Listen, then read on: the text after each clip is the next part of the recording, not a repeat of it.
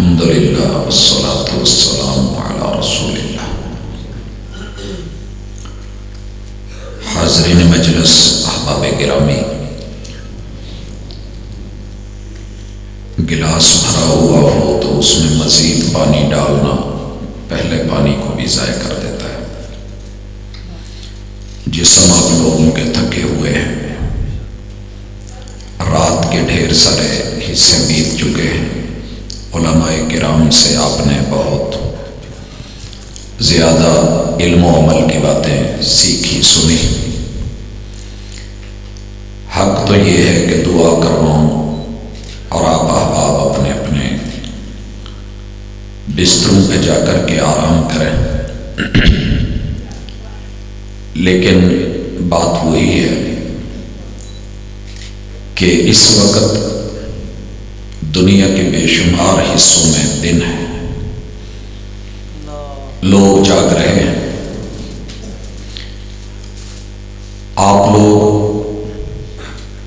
اللہ کے فرشتے اور بے شمار دنیا حضور علیہ السلام کے اصحاب کے بارے میں اس وقت سن رہی ہے۔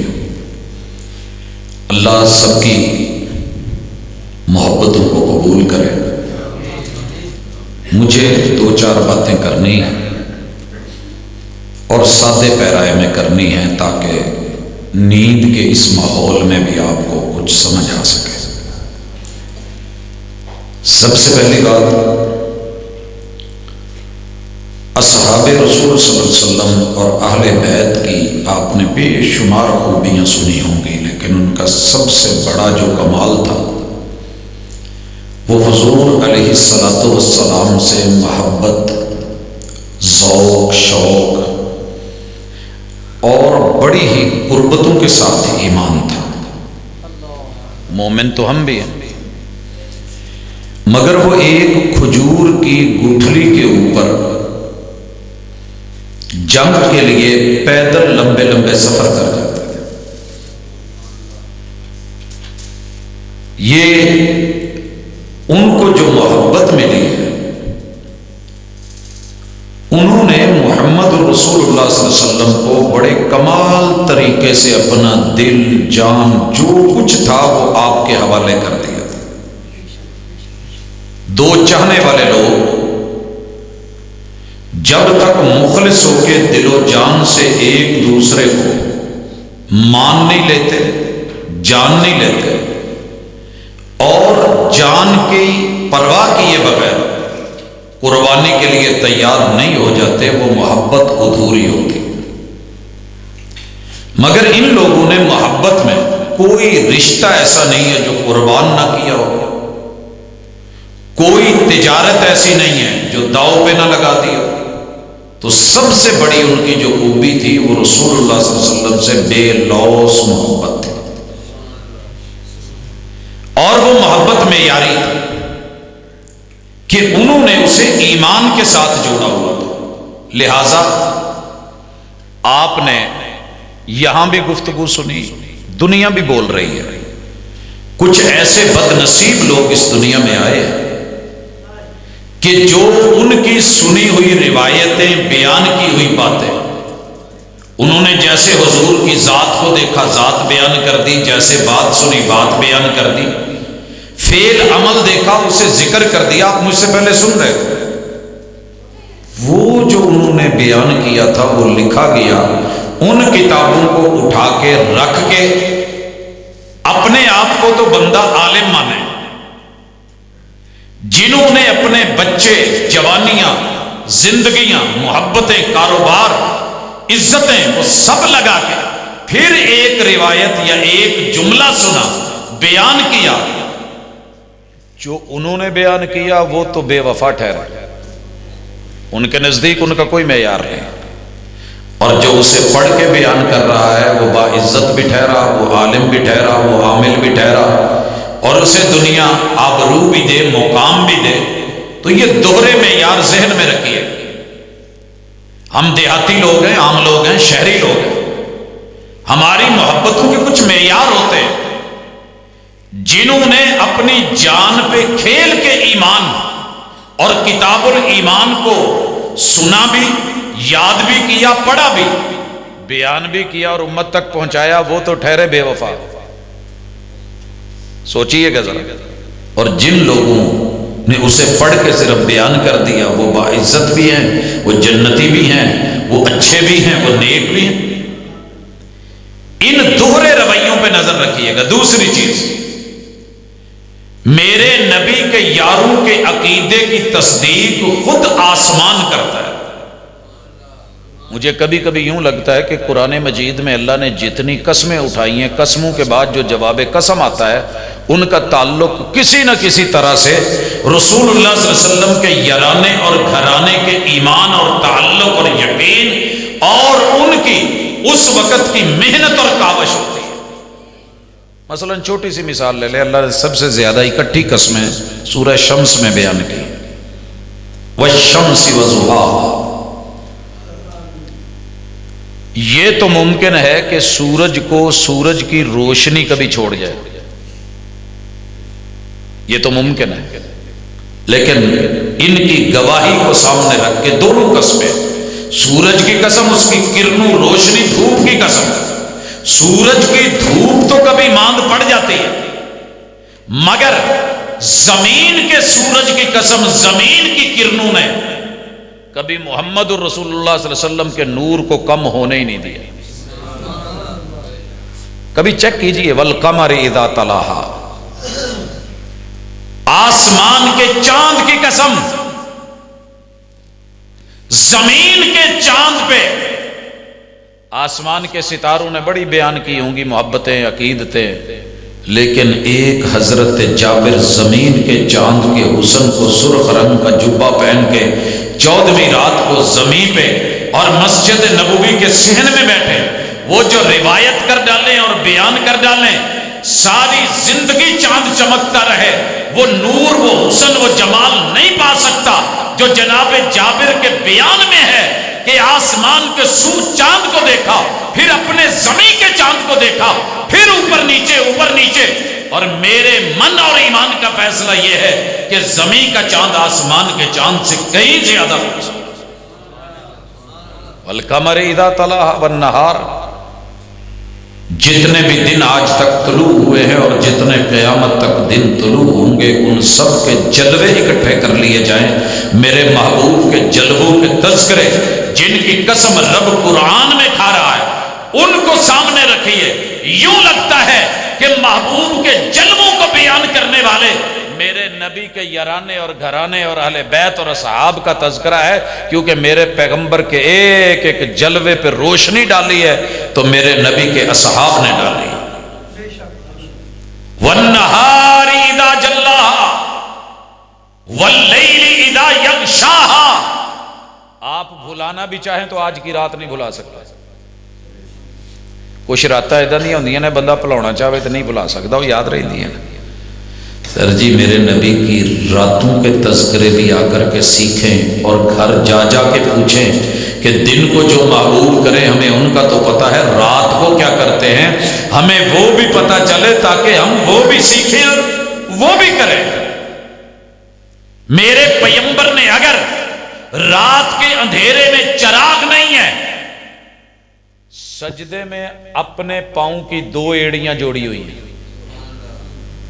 سر جی یہ سنت بھی تیرے رب نے نبی کے یارانے اور گھرانے سے مخفی نہیں رکھی، اس کو بھی بیان کر دیا گیا کہ میں محبوب کو میرا ہاتھ لگا، آپ کے دونوں پاؤں زمین پہ گڑے ہوئے ہیں، آپ سجدے میں ہیں اور سینے سے آواز یوں آ رہی ہے جیسے ہنڈیاں اگل رہی ہے۔ وَالسَّمَاءِ وَمَا بَنَاهَا، آسمان کی قسم، بلندیوں کی قسم، بنانے والے پروردگار کی قسم۔ یہ قسم آپ تک کبھی نہ پہنچتی اگر میرے نبی کے یارانے نے پیغمبر سے سن کر کے اس کو یاد نہ کیا ہوتا۔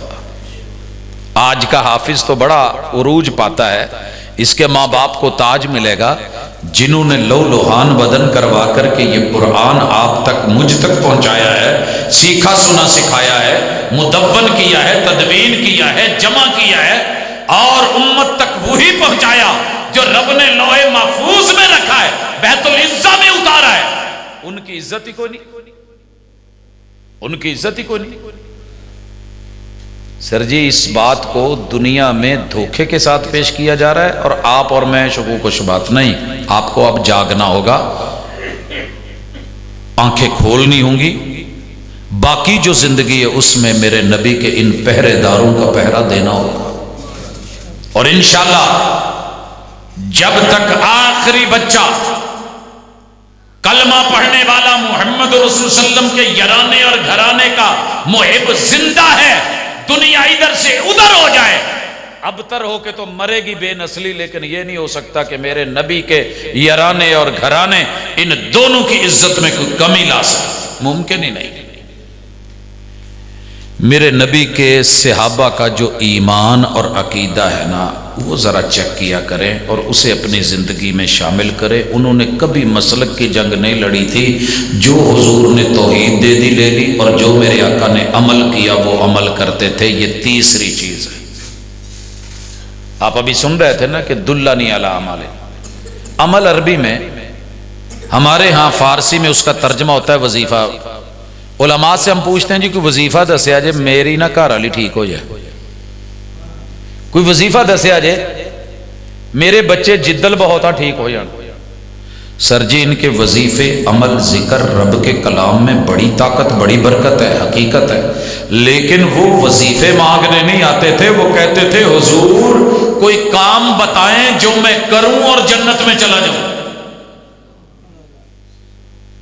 مینوں اج تک اتفاق نہیں ہویا کدی بیگم نے آن کے کیا ہوئے کہ مینوں ایداں دا کام دسو جیڑا میں کراں تو میرے گھر والے راضی ہو جان تو میرا رب راضی ہو جائے۔ یہی پوچھیا کوئی وظیفہ دسیا جے میرے بندے تے نہیں زبان بند ہو جائے، بولدا بہت ہے، گال بہت کڑدا۔ تو جے بندیاں نے بھی پوچھیا تو یہی پوچھیا پروفیسر یار کوئی ایداں دی پڑھن دی شاید میں نہ کوئی وظیفہ دس، وہ میں پڑھا گھر پہنچن تو پہلے جڑا نا جی گونگی ہو جائے۔ سر جی یہ پوچھ دے جی یہ وظیفہ ہے؟ ابھی میں ہوں 4 بچوں کا باپ ہے، رو رہا ہے، کہندا کی ہے جی کوئی وظیفہ دسو کہ میری بڈھی موڑا ہوئے تو بچے موڑا۔ یہ بھی ہوں مینوں دسنا پو۔ بیگم ہے، اس نے فالج زدہ شوہر کو تعویذ پلا رکھے ہیں، بوتل لگاتے ہیں تو وہ ڈرپ اتار دیتی ہے، میڈیسن دیتے ہیں، پھینک دیتی ہے، آٹے میں کھانے میں معلوم نہیں کیا کیا ڈال کے دے رہی ہے۔ میں موٹر وے تے جان دیا ہاں تے پروفیسر کو وظیفہ دس کی دساں جی وہ بڈھی ایداں نہ کرے۔ سر جی بہت اوکھے ہو کے بیٹھے ہو، انہاں بچاریاں نے جاگ کے تو زندگیاں لا کے جو میرے مرشد کہہ دیتے تھے وہ کر لیتے تھے، جس سے روک دیتے تھے رک جاتے تھے۔ آج موٹا وظیفہ گھراں بھی کام ٹھیک، معاملات بھی ٹھیک۔ پیغمبر نے کہا ہے گالی نہیں دینی، مرد کو بھی کہا ہے عورت کو بھی، رک جائیں دونوں۔ نہ بندہ بڈھی دے ماں پیو نو پونے تے نہ او اے دے ماں پیو نو کچھ کہے تے رولا کدا۔ حضور نے کہا ہے جھوٹ نہیں بولنا، ٹھیک ہے؟ اج تہاڈے علاقے چ لگ بھگ 4 جگہ تے کانفرنساں ہون رہیاں، گھر دس کے آیا میں کانفرنساں تے 4 جگہ تو پتہ کرا لیا اوتھے نہیں ہے۔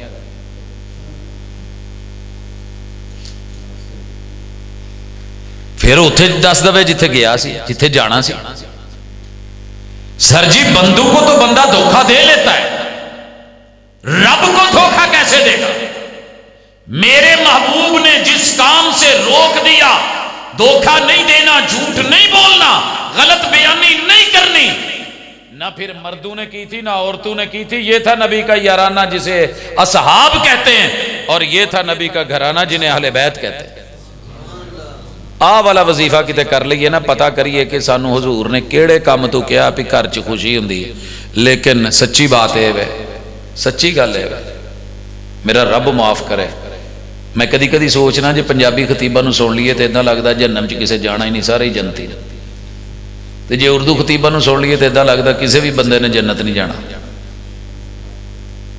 کئی دفعہ اتنا فیلنگز آن لگ پہ۔ حضور کیوں ڈراتے تھے؟ اصحاب کیوں سوال کرتے تھے فتنوں کے بارے میں؟ اس ڈر سے پوچھتے تھے کہ کہیں اس فتنے میں مبتلا نہ ہو جائیں، اور میرے محبوب نے کہا ہے بنی اسرائیل کا سب سے اگر کوئی فتنہ اور آزمائش تھی عورت تھی. کیا تھی عورت؟ کیا فتنہ تھا؟ یہ بات آج امت کو سمجھنی ہے.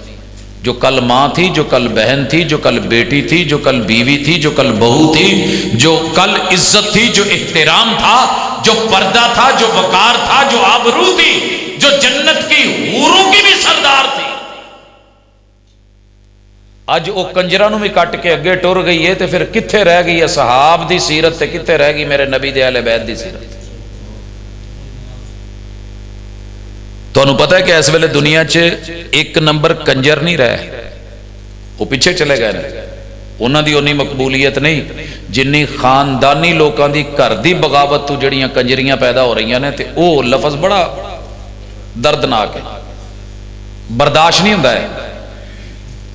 مگر کلمہ پڑھنے والے غیر مسلم نہیں، خاندانی لوگ جو کل تلک عزت والے تھے، ان کے بند کمروں کے اندر سے جو حرکات اور سکنات اس وقت پوری دنیا دیکھ رہی ہے. پاکستان کا مطلب کیا؟ لا الہ الا اللہ. اگر دنیا میں سر فہرست کوئی ہے تو نام بھی جنت والا ہے. یہ بات نہیں ہے کہ ہم کہاں تھے، ہم کہاں چلے گئے، ہمیں کہاں لے جایا گیا اور ہم کہاں جا رہے ہیں. یہ کر کے عزتیں نہیں ملتی. عمل کرنا ہے تو محمد الرسول اللہ صلی اللہ علیہ وسلم سے پوچھ کے، روکا ہے تو رکنا. پھر مزہ ان کانفرنسوں کا، وگرنہ وہ تو اپنی عزت بنا گئے، وہ تو کامیاب ہیں، وہ تو جنتی ہیں، وہ اللہ کے مہمان ہیں. تلک امۃ قد خلت لہا ما کسبت ولکم ما کسبتم. تمہیں وہی ملنا ہے جو تم نے کمایا. کیا کمایا ہم نے؟ سر جی جدو بیوی عزت سی اور شوہر غیرت سی، یاد رکھیے جنگ کثرت سے اور طاقتوں سے نہیں جیتی جاتی. آج غزہ میں، فلسطین میں جیڑی حالت ہوتے چھوٹے بچیاں دی ہے، شاید ککڑی والی دکان تے مرغیاں دی بھی ہونی چاہیے.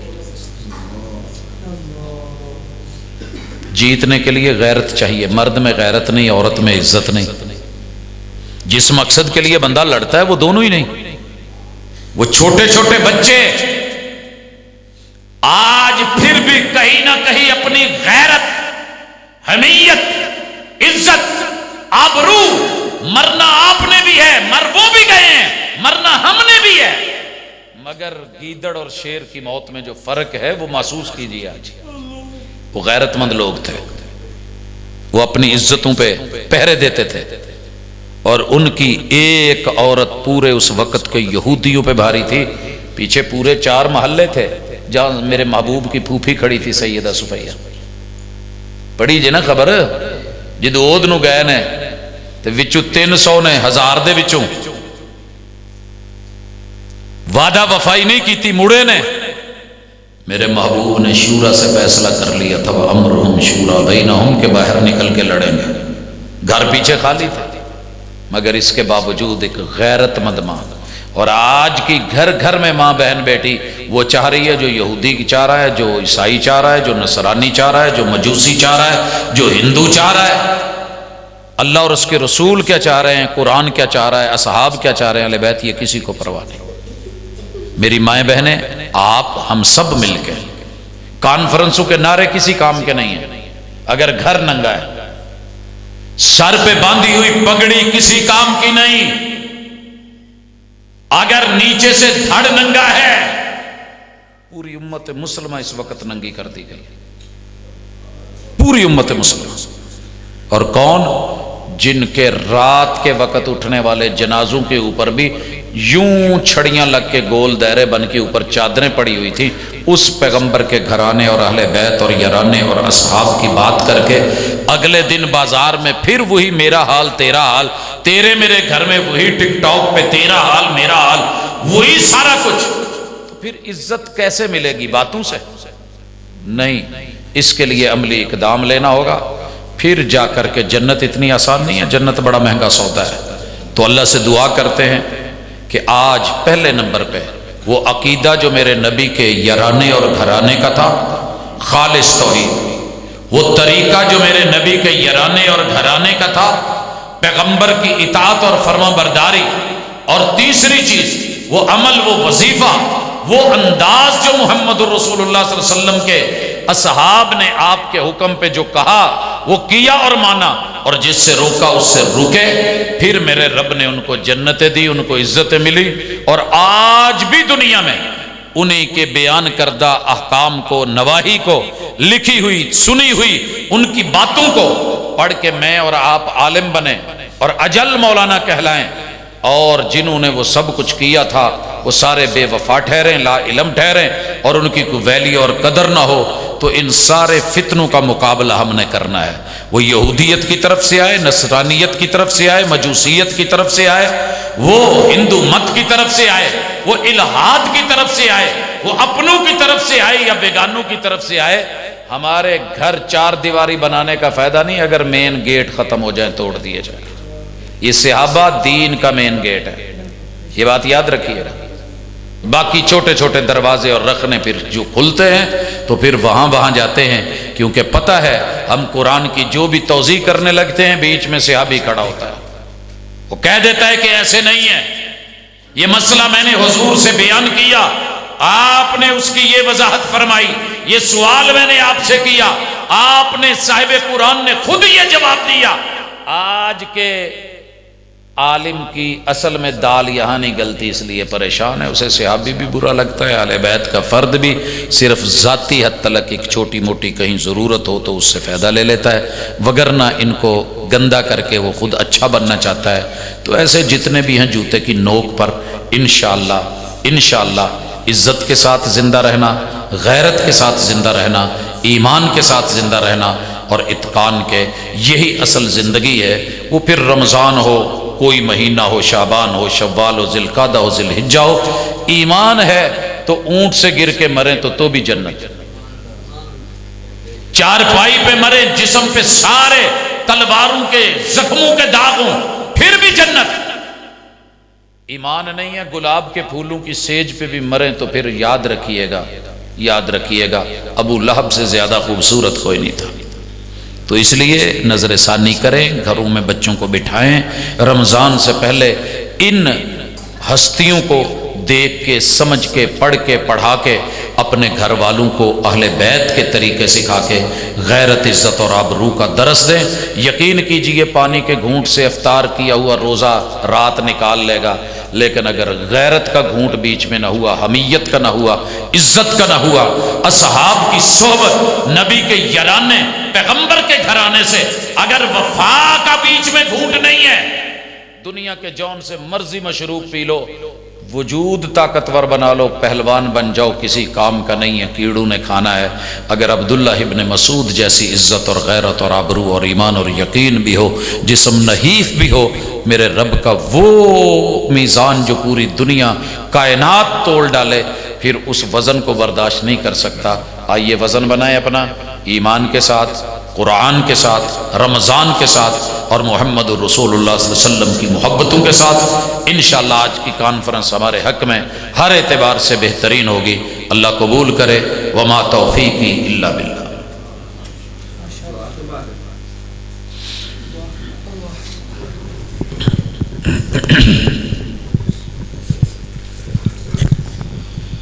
الحمد للہ رب العالمین الرحمن الرحیم مالک یوم الدین ایاک نعبد و ایاک نستعین اہدنا الصراط المستقیم صراط الذین انعمت علیہم غیر المغضوب علیہم ولا الضالین آمین۔ یا ربی لک الحمد کما ینبغی لجلال وجهک وعظیم سلطانک، ملء السماوات وملء الارض وملء ما بینہما وملء ما شئت کما یحب ربنا ویرضی۔ الہ العالمین، تیرے بندوں نے بڑی خوبصورت محفل سجائی، اللہ تیرے فرشتوں کی حاضریاں ہوئیں، اللہ تیرے محبوب کا قرآن پڑھا گیا، اللہ ان کا فرمان سنایا گیا، تیرے نبی کے یرانے اور گھرانے کے فضائل پہ اور ان کے ایمان اور قوت اور غیرت اور عزت آبرو پہ بات ہوئی۔ اللہ ان سب کے حصوں کو قبول فرما، اللہ جنہوں نے بیان کیا ان کے بیان کے اندر الہ العالمین تاثیر ڈال دے، اللہ جنہوں نے سنا اللہ ان کے سننے کو، ان کی سماعتوں کو ایمان کے ساتھ اللہ جنت کی بلندیاں عطا فرما دے۔ الہ العالمین تیرے بندے بندیاں مل بیٹھے ہیں، ہماری کچھ ذاتی حاجتیں ضرورتیں اللہ پوری فرما۔ اللہ ہر گھر میں ہر فرد کہیں نہ کہیں کسی نہ کسی بیماری میں مبتلا ہے، اللہ سب کو شفاء کاملہ عاجلہ عطا فرما۔ اللہ بڑے سارے لوگ بے اولاد ہیں، اللہ ان کو اولاد کا میوہ دے دے۔ اللہ بڑے سارے لوگوں کی اولادیں ہیں، اولادوں کے ہاتھوں پریشان ہیں، اللہ ان بچوں کو شرم و حیا دے دے اور ماں باپ کو ان کے سر پہ سایہ کے طور پہ رکھ۔ الہ العالمین بڑے سارے لوگوں کے والدین جو ہیں وہ ان سے اپنی ذمہ داریوں سے ماورا ہیں، اللہ جو والدین اپنی اولاد کی ذمہ داریوں کو نہیں سمجھ پا رہے، اللہ ان کو یہ صلاحیت بخش، ہمت دے کہ اولاد دی ہے تو اولاد کی ذمہ داریوں کو بھی سمجھ پائے۔ الہ العالمین اس وقت تعلیم تو بہت ہے مگر تربیت کا فقدان ہے، اللہ ہمارے بچوں کی تعلیم کے ساتھ ان کی تربیت بھی اچھی فرما۔ اللہ ہماری کاوشیں ہیں مگر توفیق تو دیتا ہے، اللہ تجھ سے توفیق کا سوال کرتے ہیں۔ اللہ بے شمار لوگ ایسے ہیں، بچے جوان ہیں، رشتوں کی پریشانیاں ہیں، اللہ رشتے نہیں مل رہے، اللہ اچھے جوڑ عطا فرما۔ اللہ بیٹے اور بیٹیوں کے نصیب اچھے فرما۔ اللہ تو نے مقدر اور قسمت تو عظیم بنائی ہے، انسان بنایا ہے، پیغمبر کا امتی بنایا ہے، اللہ ہم سب کے نصیبے بھی اچھے فرما دے۔ اللہ آج کی اس کانفرنس کو ہمارے حق میں فرما دے، اللہ جو بیان ہوا ہے اسے قبول کر لے۔ اللہ جن لوگوں کا ذکر کیا گیا ہے اللہ ہمارا ایمان ہے کہ وہ سب جنتی ہیں، اللہ جنت میں ہمیں ان کا ساتھ عطا فرما دے۔ اللہ اپنے محبوب کا، اصحاب کا، اہل بیت کا ساتھ عطا فرما دے۔ اللہ ہم سب گناہ گار ہیں، ہمارے جملہ صغیرہ کبیرہ گناہ معاف فرما دے۔ اللہ امت مسلمہ کی، عالم اسلام کی، اللہ پوری دنیا میں بالعموم اور غزہ و فلسطین، اللہ وہاں کے جو حالات ہیں اللہ ہم دعا مانگتے ہوئے بھی شرمندہ ہیں، اللہ ہم شرمندہ ہیں۔ اللہ ان پھولوں کو یوں تو کبھی مسلتے ہوئے نہیں دیکھا تھا، اللہ کیا کہیں زبانیں گنگ ہیں، اللہ ہمیں ہمارے گناہ معاف فرما دے۔ اللہ اپنی رحمت کا نزول فرما کر کے اللہ اپنے خاص کرم کے ساتھ جیسے تو نے اپنے بیت اللہ کی حفاظت کی تھی، اللہ بیت المقدس کی بھی حفاظت کے ذمے اپنے لے لے۔ اللہ ان بچوں کی، ان جوانوں کی، ان عورتوں کی، اللہ ان عزتوں کی، ان غیرتوں کی تو غیب سے تو مدد فرما دے۔